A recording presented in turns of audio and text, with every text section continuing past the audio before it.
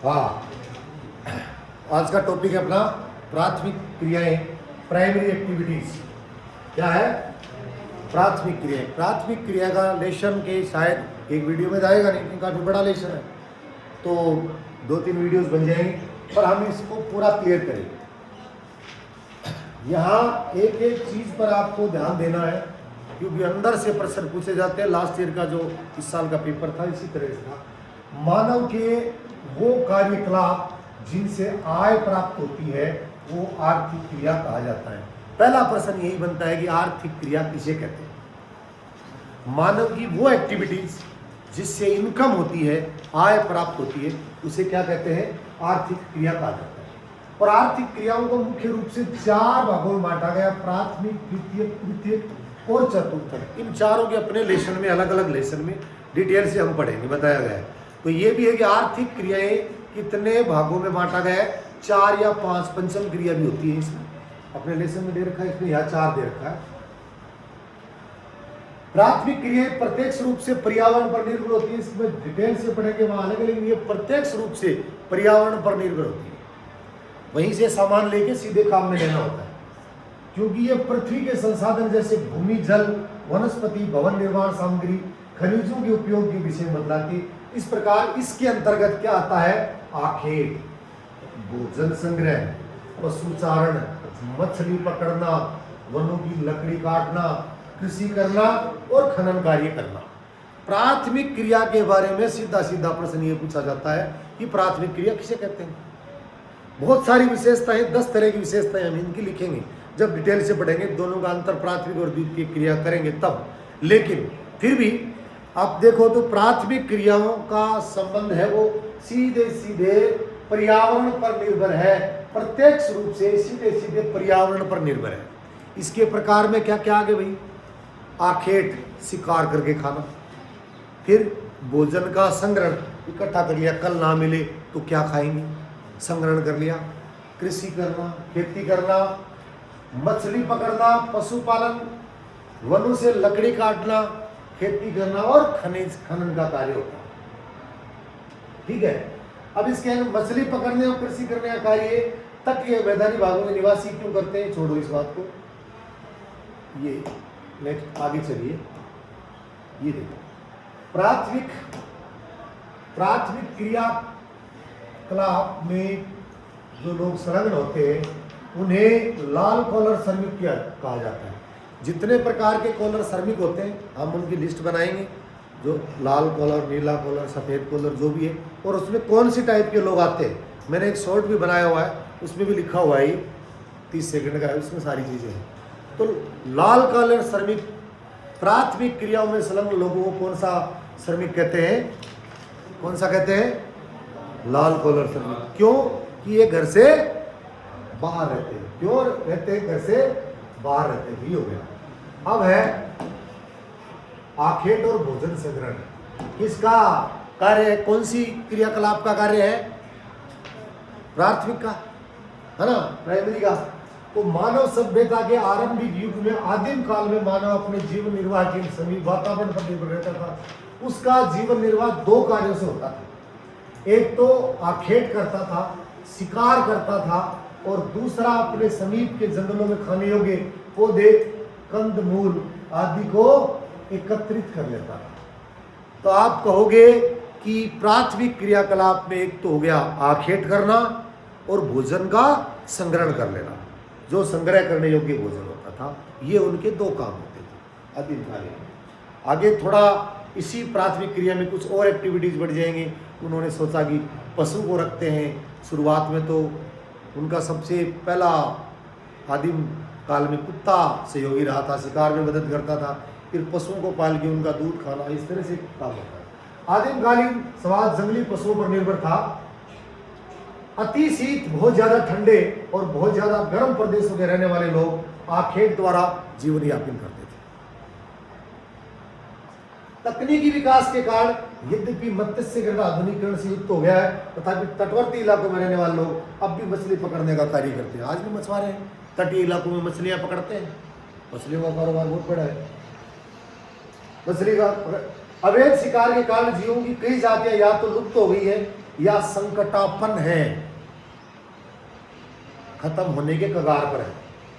प्राचीन काल में आखेटक पत्थर, लकड़ी के बने औजार और तीर इत्यादि का प्रयोग करते थे। तो प्राचीन काल में जो आखेट करने वाले होते थे, शिकार करने वाले होते थे, वो अपना हथियार किस चीज का बनाते थे? पत्थर, लकड़ी या तीर का प्रयोग करते थे, जिससे मारे जाने वाले पशुओं की संख्या सीमित रहती थी। भारत में शिकार पर प्रतिबंध क्यों लगाया? क्योंकि कुछ जीव जो ये बायोडाइवर्सिटी खत्म ही हो जाएगी इससे। भोजन संग्रह और आखेट प्राचीनतम ज्ञात क्रियाएं हैं। ये भी एक प्रश्न है कि प्राचीनतम ज्ञात आर्थिक क्रियाएं कौन सी है? आर्थिक क्रियाएं क्या होती हैं जिनसे आय होती है? प्राचीनतम क्या है? क्या है? वही है जो प्राथमिक क्रिया में संलग्न लोग शुरुआत में करते थे, यानी एक तो आखेट करना हो, भोजन संग्रह। विश्व के विभिन्न भागों में कार्य विभिन्न स्तरों पर विभिन्न रूपों में किया जाता है। ये कार्य कठोर जलवायु दशाओं में भी किया जाता है। इसे अधिकतर आदिम कालीन समाज के लोग करते हैं।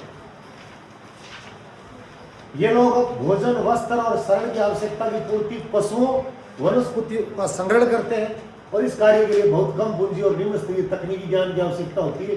इससे भोजन अधिशेष भी नहीं रहता, प्रति व्यक्ति उत्पादकता भी कम होती है। मिजोरम में संतरे एकत्रित करती हुई महिलाएं। भोजन संग्रहण विश्व में भोजन संग्रहण है वो विश्व में दो जगह किया जाता है। यहां पर आपको देखना है उच्च अक्षांश और दूसरा है निम्न अक्षांश। पहले तो आपको ये लिखना है कि भोजन, मैप नीचे आएगा, मैप में हम देखेंगे कहाँ होता है। सबसे पहले आप ये देख लीजिए कि उच्च अक्षांश और निम्न अक्षांश में होता है। ये उच्च अक्षांश कहाँ है, निम्न अक्षांश कहाँ है? कहाँ है तो ये यहाँ देखिए आप, कहाँ का मतलब हो गया, यहाँ है। ये हमारी पृथ्वी है। अक्षांश जो आड़ी रेखाएं होती है वही तो होती है भूमध्य रेखा वाली।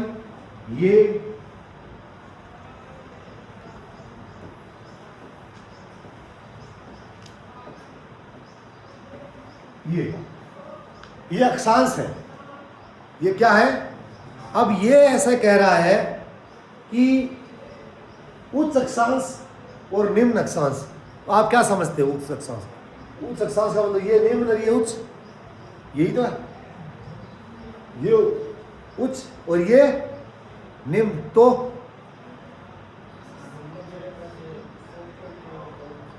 हाँ, और दक्षिण की ओर बोल रहा है भूमध्य रेखा से उत्तर की ओर तो उच्च और दक्षिण की ओर, बताइए कोई भी बताइए। Very good, very good, very good.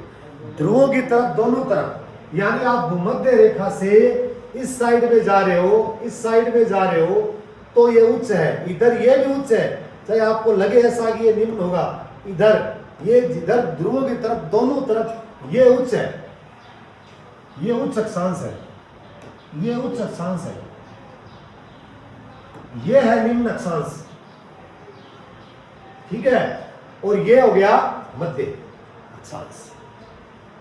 हो गया ना, उच्च अक्षांश और निम्न अक्षांश। तो कहां बताया गया है? एक तो उच्च अक्षांश में होता है, एक निम्न अक्षांश होता है। इसका मतलब मध्य अक्षांश में नहीं होता। इसका मतलब मध्य अक्षांश डेवलप्ड है, वहां तकनीकी विकसित हो चुकी है, या फिर ऐसे लोग रहते हैं जो वहां तकनीकी का ज्ञान रखते हैं, उच्च अक्षांश और निम्न अक्षांश में नहीं रखते, ऐसा कुछ है। चलिए अब देखो, उच्च अक्षांश में तो हो गया उत्तरी कनाडा, कनाडा का ऊपरी वाला हिस्सा,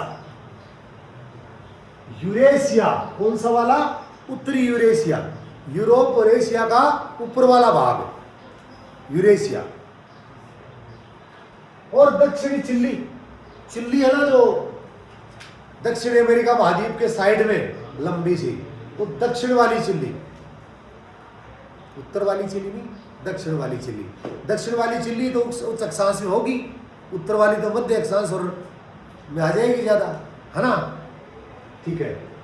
अब बात करते हैं निम्न अक्षांश की। निम्न अक्षांश जिसमें अमेजिन का बेसिन, उष्णकटिबंधीय अफ्रीका, उष्णकटिबंधीय अफ्रीका वो है जो भूमध्य रेखा के आसपास है।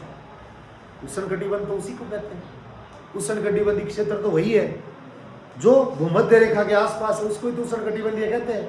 तो अफ्रीका कौन सा? उष्णकटिबंधीय, यानी कौन सी रेखा के नजदीक वाला? भूमध्य रेखा के नजदीक वाला। ऑस्ट्रेलिया और दक्षिणी पूर्वी एशिया का भाग। एशिया देखो दक्षिणी और पूर्वी, इसका मतलब वो इंडोनेशिया और ये मलेशिया और ये जो इलाका है ना, उस इलाके की बात हो रही है। ये होगा आधुनिक समय में भोजन संग्रह कार्य, कुछ भागों में व्यापारीकरण भी हो गया। लोग कीमती पौधों की पत्तियां, छाल, औषधीय पौधों को सामान्य रूप से संशोधित करके बाजार में बेचने का कार्य भी करते हैं। लेकिन संशोधित करते हैं तो वो द्वितीय क्रिया में आ जाता है। पौधे के विभिन्न भागों का उपयोग करते हैं। उदाहरण के तौर पर छाल का उपयोग कुनेन बनाने के लिए काम में आता है। कुनेन, कुनेन किस काम आता है? मुझे बहुत पुराना याद है कि सिंकोना नाम का एक पेड़ होता था, उससे कुनेन प्राप्त होता है और उससे मलेरिया की कोई दवाई बनती थी पहले, ऐसा होता है। चमड़ा तैयार करना, कॉर्क के लिए पत्तियों का उपयोग करना, पेय पदार्थ, दवाइयाँ, कांतिवर्धक वस्तुएं बनाना, रेशे का कपड़ा बनाना, दृढ़ फल को भोजन, तेल एवं तेल के लिए पेड़ के तने का उपयोग कर रबड़, बलाटा, गोंद आदि बनाने में परिष्कृत करके काम में लेते हैं। ये आप क्या आप जानते हो? च्युइंगम खाते हो ना आप, इसका भी प्रश्न आता है। च्युइंगम, च्युइंग यानी जुगाड़ी करना, उगाड़ी काटना, तो गाय भैंस करती रहती है ऐसे। च्युइंग गम ये किसका बनता है? च्युइंग को चूसने के बाद शेष बचे हुए भाग को क्या कहते हैं? क्या तुम जानते हो? किसी चिक्कल कहते हैं। क्या कहते हैं? और ये जेपोटा वृक्ष के दूध से बनता है। अंडरलाइन करो इसको। चिक्कल किसे कहते हैं और च्युइंगम किससे बनता है? जेपोटा वृक्ष के दूध से बनाया जाता है।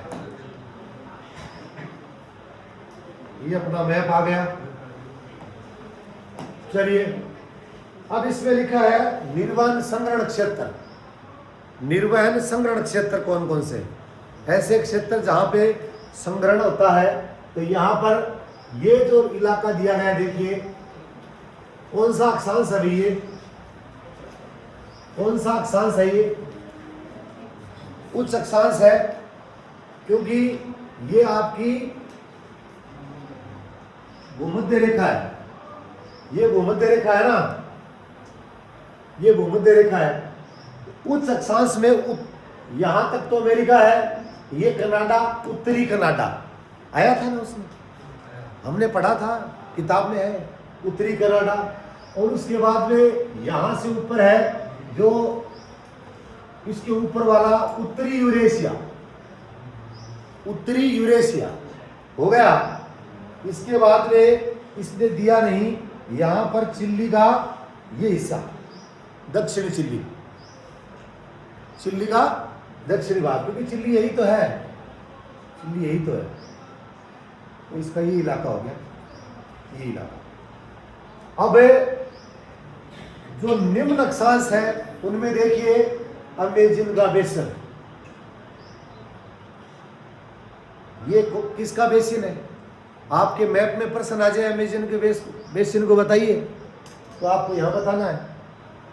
अमेजन एक वेबसाइट भी है ना सामान खरीदने की, है ना, अमेजन, अमेजन उसी नाम लिया गया। उसके बाद में निम्न अक्षांश के लिए नाम लिखा हुआ है उष्णकटिबंधीय अफ्रीका। तो भैया अफ्रीका तो हैवी है, हैवी है, हैवी है, हैवी है, हैवी है, लेकिन ये उष्णकटिबंधीय है, भूमध्य रेखा के आसपास। क्या है? उष्णकटिबंधीय है ये इलाका। भूमध्य रेखा के आसपास का जो इलाका है उष्णकटिबंधीय है, तो वहां भी होता है।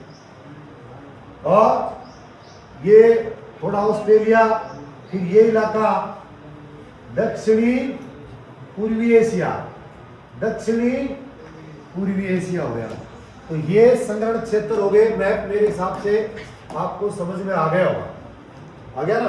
थोड़ा और दोबारा पढ़ लोगे तब आ जाएगा। आजकल विश्व में भोजन संग्रहण का ज्यादा महत्व नहीं रहा।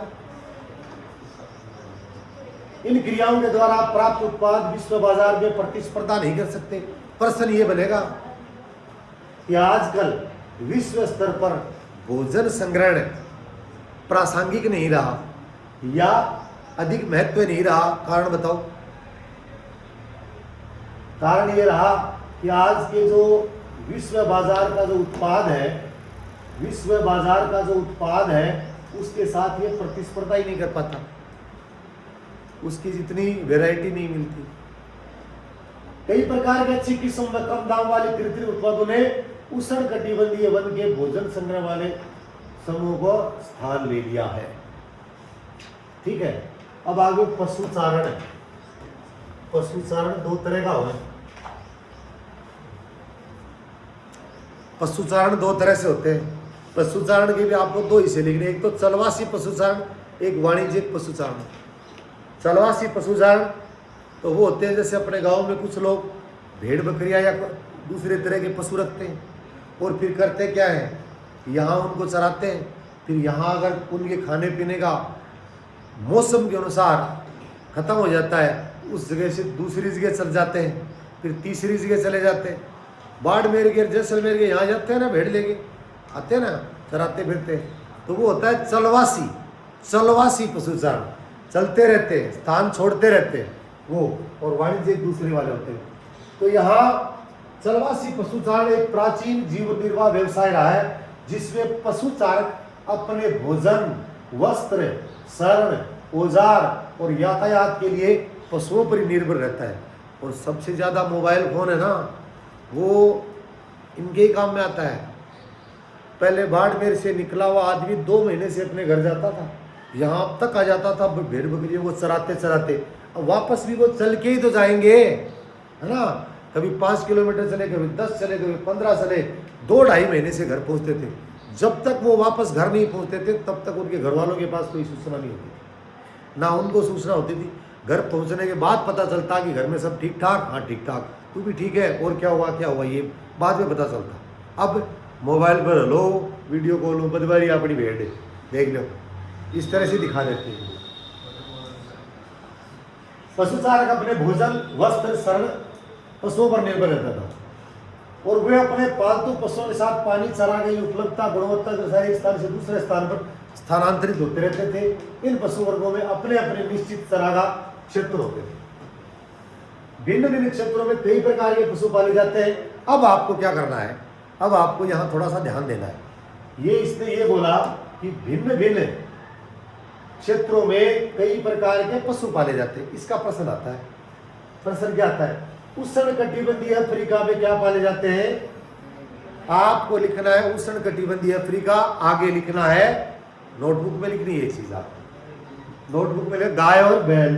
उसके बाद जबकि सहारा एशिया के मरुस्थल में भेड़, बकरी और ऊंट। 2 तो ये हो गए, 2 हो गए ना, 2 हो गए क्या भाई? 3 हुए।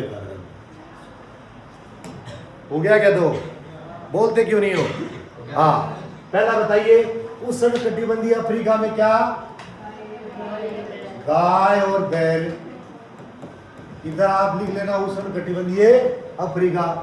दूसरा आप लिखोगे सहारा और एशिया के मरुस्थल में। सहारा और एशिया के मरुस्थल में क्या है? भेड़, बकरी, ऊंट। ये हो गया। तिब्बत एवं एंडीज के पर्वतीय भागों में, यहां आप लिखोगे तिब्बत और एंडीज के पर्वतीय भागों में याक। याद भी करना इसको। याक व लांबा, लांबा, लांबा नहीं लांबा। आर्कटिक और उत्तरी ध्रुव क्षेत्रों में रेंडियर। आर्कटिक और उत्तरी ध्रुव क्षेत्र में रेंडियर। अब ये प्रश्न कई तरह से आ सकता है। उल्टा सीधा लिख के, इधर उल्टे सीधे नाम लिख के सामने के कि मैच करो इनका सही को कौन से स्थान पे, या इनकी सूची बताओ। या अगर आप पशुचारण पे नोट लिख रहे हो, परीक्षा में पशुचारण के चलवासी पशुचारण के बारे में लिख रहे हो, तब आपको ये लिखना पड़ेगा कि चलवासी पशुचारण ये होता है और ये एक स्थान से दूसरे स्थान पर जाते हैं और इन इलाकों में ये पशु पाले जाते हैं। इसके बाद कुछ बचता नहीं है आपका लिखने के लिए, ठीक है ना। अब लोग कौन है? चलवासी पशुचारण के 3 प्रमुख क्षेत्र है, जो पहले हमने भोजन संग्रहण के पढ़े थे, उच्च अक्षांश निम्न अक्षांश। यहाँ इसके क्या है भाई? इसके क्या है? ये कह रहा है कि उत्तरी अफ्रीका के अटलांटिक तट से, उत्तरी अफ्रीका के अटलांटिक तट से अरब का प्रायद्वीप होते हुए मंगोलिया से मध्य चीन तक फैला हुआ है। मैप में बताऊंगा आपको। दूसरा क्षेत्र है यूरोप एशिया के टुंड्रा प्रदेश। टुंड्रा प्रदेश जानते हो? टुंड्रा प्रदेश क्या होता है? क्या होता है? जो उच्च अक्षांशों में जहां बर्फ जमी रहती है उसको टुंड्रा प्रदेश कहते हैं। क्या कहते हैं? ऊपर वाले इलाके, है ना, उनको टुंड्रा प्रदेश कहते हैं। ये एशिया और यूरोप के। जबकि तीसरा क्षेत्र है दक्षिणी गोलार्ध में, दक्षिणी गोलार्ध में, ये नीचे वाला गोलार्ध, दक्षिणी गोलार्ध में दक्षिणी पश्चिमी अफ्रीका और मेडागास्कर। दक्षिणी पश्चिमी अफ्रीका यानी जो भी अफ्रीका आप बनाओगे, जो अफ्रीका आप बना रहे हो, इसके दक्षिणी गोलार्ध में दक्षिणी और पश्चिमी, ये गोलार्ध और क्या है? मेडागास्कर और मेडागास्कर का इलाका, ये द्वीप पर, ठीक है। इन चरागाहों की खोज में ये पशुचारक समतल भागों और पर्वतीय क्षेत्रों में लंबी दूरियां तय करते हैं लंबी दूरियां, हमने भी देखा। गर्मियों में मैदानी भाग से पर्वतीय चारागाह की ओर और शीत में पर्वतीय भाग से मैदानी चारागाहों की ओर प्रवेश करते हैं। इनकी इस गतिविधि को ऋतु प्रवास कहा जाता है। यहाँ फिर आपका प्रश्न आता है, ऋतु प्रवास किसे कहते हैं? ऋतु प्रवास, पहले आप देखो, बहुत अच्छा उत्तर अगर आपको लिखना है ना, तो गर्मियों में मैदानी भाग से पर्वतीय भागों की ओर। याद नहीं रहे तो समझ लो कि 165 मीटर हाइट बढ़ने से 1 डिग्री टेम्परेचर कम होता है, यानी हाइट पे ठंड होती है। दूसरा आप ये समझ लो, जब अंग्रेज यहाँ राज करते थे तो अपनी राजधानी माउंट आबू में रखते थे। माउंट आबू, सिरोही जिले में माउंट आबू है, वहां रखते थे। क्यों? कि ऊंचाई पर ठंड होती है, ऊंचाई पर ठंड होती है ना। ये क्या करते हैं? गर्मियों में मैदानी भाग से पर्वतीय चारागाह की ओर, पहाड़ों की तरफ चले जाते हैं, और शीत में पर्वतीय भाग से मैदानों की ओर। उल्टा नहीं लिख सकते आप, आपको याद रहेगा गर्मियों में ठंड में जाना, सर्दियों में मैदान में आना, कोई बात नहीं। और इसे इस प्रवास करते थे, इस गतिविधि को, इस एक्टिविटी को क्या कहते हैं? ऋतु प्रवास। अब ऋतु प्रवास करते क्या? इतना पढ़ाने के बाद छोड़ देंगे। भारत में हिमालय पर्वतीय क्षेत्रों में गुज्जर, बकरवाल, गद्दी, भूटिया, गुज्जर, बकरवाल, गद्दी और भूटिया, ये लोग क्या करते हैं? ये लोग ऋतु प्रवास करते हैं। लोग समुद्र ग्रीष्म काल में मैदानी क्षेत्रों में पर्वतीय क्षेत्रों में चले जाते हैं और शीत काल में पर्वतीय क्षेत्रों में मैदानी। इस प्रकार टुंड्रा प्रदेश में ग्रीष्म काल में दक्षिण से उत्तर की ओर, टुंड्रा में क्या करेंगे? टुंड्रा प्रदेश में ग्रीष्म काल में तो दक्षिण से उत्तर की ओर और शीत काल में उत्तर से दक्षिण की ओर चलवासी पशुचारकों के साथ प्रवास होता है। इसे ही ऋतु प्रवास कहते हैं। ऋतु प्रवास आता है, सुनिए, चलो ब्रेक हो गया, इसको बंद कर देते हैं, आगे कल पढ़ाएंगे।